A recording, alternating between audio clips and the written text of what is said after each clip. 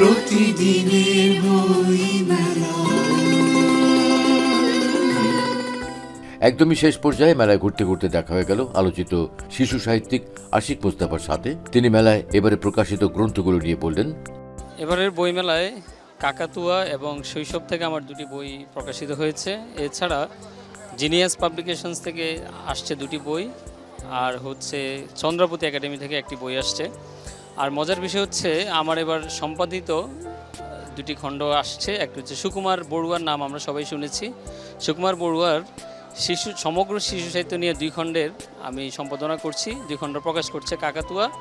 এবং একই সঙ্গে আমরা ফররুখ আহমেদের শিশু সাহিত্য অনেক দিন ধরে আমরা পাচ্ছি না। দীর্ঘদিন শিশু সাহিত্য ফররুখ আহমেদের শিশু সাহিত্য আমাদের কাছ থেকে দূরে রয়েছে। তো ফররুখ আহমেদের সমগ্র শিশু সাহিত্য আমি সম্পাদনা করছি 3 খণ্ডের, সেটাও প্রকাশ করছে কাকাতুয়া।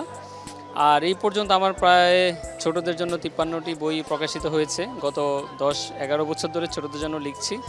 আর ছোটদের জন্য লেখালেখি করে আমি অগ্রণী ব্যাংক শিশু সাহিত্য পুরস্কার পেয়েছি, ইউনিসেফের মিনা মিডিয়া অ্যাওয়ার্ড পেয়েছি 2 বার।